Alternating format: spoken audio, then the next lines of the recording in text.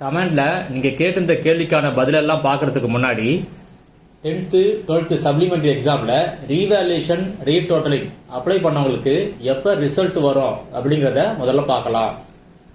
12th பொறுத்த வரைக்கும் இந்த வீக் எண்டில், அதாவது 27 28 இந்த தேதியில வர்றதுக்கு வாய்ப்பு இருக்கு. 10th பொறுத்த வரைக்கும் நெக்ஸ்ட் வீக் எண்டில் வர்றதுக்கு வாய்ப்பு இருக்கு. ரிசல்ட் வந்தோடனே உங்களுக்கு அப்டேட் பண்றேன், வீடியோ மிஸ் பண்ணாம பாருங்க. ரிசல்ட் ஆன்லைன்ல தான் ரிலீஸ் பண்ணுவாங்க. யாருக்கெல்லாம் மார்க் சேஞ்ச் ஆச்சோ அவங்களுடைய ரோல் நம்பர் லிஸ்ட் எல்லாம் ரிலீஸ் பண்ணுவாங்க. யாருடைய ரோல் நம்பர்லாம் லிஸ்ட்ல வந்துச்சோ அவங்களாம் புது ப்ரொவிஷனல் மார்க் ஷீட்டை டவுன்லோட் பண்ணிக்கலாம். உங்க மார்க் சேஞ்ச் ஆயிடும். இப்ப கமெண்ட்ல நீங்க கேட்டிருந்த கேள்விக்கான பதிலெல்லாம் பார்க்கலாம். முதல் கேள்வி, 12th ஸ்டாண்டர்டு பாட்டனி தேரியில் 33 மார்க்கு, ப்ராக்டிக்கல் அட்டன் பண்ணலை.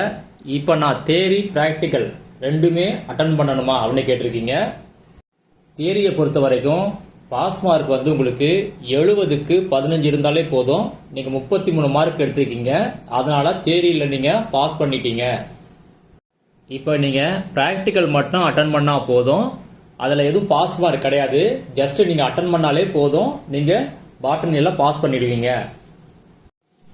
அடுத்த கேள்வி என்ன அப்படின்னா, 11th ஃபுல்லாக ஸ்கூல் போனேன், அவங்க ஃபெயில் பண்ணிட்டாங்க, டிசியில் ஃபெயில் தந்தாங்க, என்ன பண்ணுறது அப்படின்னு கேட்டிருக்கீங்க.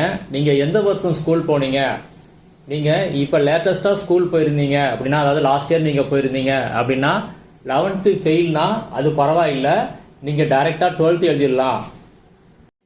ஆனால் அதுக்கு முன்னாடி 2018 டு 2025 இதில் நீங்கள் 11th ஃபெயில்னா அப்போ பப்ளிக் எக்ஸாம் நடந்துகிட்டு இருந்துச்சு 11th. அதனால நீங்கள் 11th எக்ஸாம் எழுதுகிற மாதிரி இருக்கும். 26னா நீங்கள் எழுத தேவையில்லை. இப்போ நீங்கள் 10th வச்சு லாஸ்ட் இயர் முடிச்சிருந்தீங்க அப்படின்னா, அதாவது 10th முடிச்சு 2 வருஷம் கம்ப்ளீட் ஆயிடுச்சு அப்படின்னா நீங்கள் 12th எக்ஸாமை டைரெக்டாக எழுதலாம். அடுத்த கேள்வி, 10th ஸ்டாண்டர்ட் இருக்குது, ஒரிஜினல் மார்க் ஷீட்டு அப்ளை பண்ணும்போது அப்படின்னு இருக்குது. கேள்வி கிளியரா இல்லை. நீங்கள் அப்ளை பண்ணும்போது 10th ஒரிஜினல் மார்க் ஷீட் கொடுத்துருந்தீங்க அப்படின்னா எப்போ அப்ளை பண்ணீங்க? பப்ளிக் எக்ஸாமுக்கா இல்லை சப்ளிமெண்டரி எக்ஸாமுக்கா? 12th ஸ்டாண்டர்ட் பப்ளிக் எக்ஸாம் அப்படின்னா அதுக்கான ஒரிஜினல் மார்க் ஷீட்டு இப்போ இஷ்யூ பண்ணிட்டு இருக்காங்க. அதனால நீங்கள் ஒரிஜினல் மார்க் ஷீட் வாங்கும்போது 10th மார்க் ஷீட்டையும் வாங்கிக்கலாம். சப்ளிமெண்டரி எக்ஸாம் அப்படின்னா அக்டோபர் 2nd வீக் உங்களுக்கு ஒரிஜினல் மார்க் ஷீட் இஷ்யூ பண்ணுவாங்க. அந்த டைமில் உங்கள் 10th மார்க் ஷீட்டையும் நீங்கள் சேர்த்து வாங்கிக்கலாம்.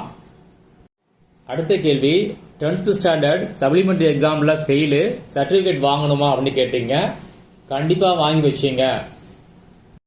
அடுத்த கேள்வி, 11th மேக்ஸ் அரியர் எக்ஸாம் எழுதி பாஸ் பண்ணிட்டேன், அதனுடைய ஒரிஜினல் மார்க் ஷீட் எப்போ வரும் அப்படின்னு கேட்டிருக்கீங்க. நீங்கள் சொல்கிறது சப்ளிமெண்டரி எக்ஸாம் அப்படின்னா அக்டோபர் 2nd வீக் உங்களுக்கு ஒரிஜினல் மார்க் ஷீட் வரும். அது மட்டும் இல்லாமல் நீங்கள் 12th பாஸ் பண்ணிட்டீங்க அப்படின்னு சொல்லியிருக்கீங்க. அதனால் இப்போ என்ன பண்ணுவாங்க அப்படின்னா 11th வேறு மார்க் ஷீட் தருவாங்க, 12th வேறு மார்க் ஷீட் தருவாங்க. ரெண்டுமே ஒரே இடத்துல தான் இஷ்யூ பண்ணுவாங்க. அக்டோபர் 2nd வீக்கு இப்போ லாஸ்ட்டாக எந்த எக்ஸாம் எழுதுனீங்களோ அந்த எக்ஸாம் சென்டரில் போய் கேட்டிங்கன்னா உங்களுக்கு 2 மார்க் ஷீட்டும் கொடுத்துருவாங்க. இஷ்யூ பண்ணும்போது வீடியோ அப்டேட் பண்ணுறேன், மிஸ் பண்ணாமல் பாருங்கள்.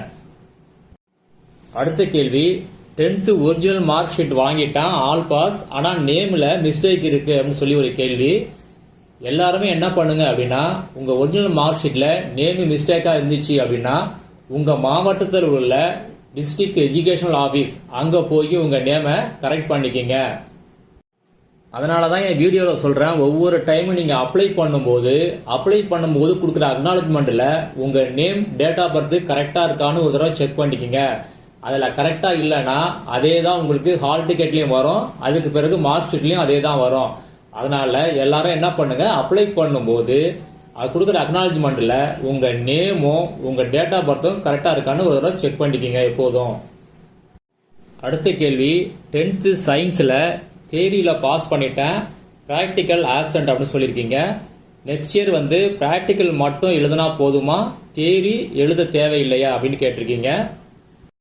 தேரியில் 75 மார்க்குக்கு நீங்கள் 20 மார்க் எடுத்தால் பாஸ், அதனால் இனிமேல் எழுத தேவையில்லை.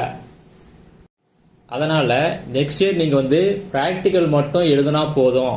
ப்ராக்டிக்கலில் உங்களுக்கு 25 மார்க்குக்கு 15 மார்க்கு கண்டிப்பாக எடுத்து பாஸ் பண்ணணும். சயின்ஸ் ப்ராக்டிக்கலை பொறுத்த வரைக்கும் நீங்கள் ஏற்கனவே ஸ்கூலில் படிச்சிருந்தீங்க, இல்லைன்னா ப்ரைவேட்டாக படிக்கும்போது நீங்கள் அதுக்கான கிளாஸ் போயிருந்தீங்கன்னா மறுபடியும் போக தேவையில்லை. யாராவது ஃப்ரெஷ்ஷாக இப்போ சயின்ஸ் எக்ஸாம் எழுத போகிறீங்க அப்படின்னா அந்த சயின்ஸ் ப்ராக்டிக்கல் கிளாஸுக்கு நீங்கள் முதல்ல அட்டன் பண்ணணும். அதுக்கு முதல்ல அப்ளை பண்ணணும். அப்ளை பண்ணுறது எப்படின்னு வீடியோ அப்டேட் பண்ணுறேன், மிஸ் பண்ணாமல் பாருங்கள்.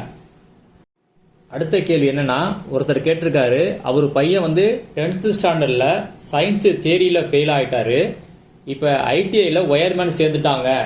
இப்போ நெக்ஸ்ட் அப்ளை பண்ணும்போது ஐடிஐ படிச்சுட்டு நீங்கள் 10th அப்ளை பண்ணலாமா அப்படின்னு கேட்டிருக்கீங்க.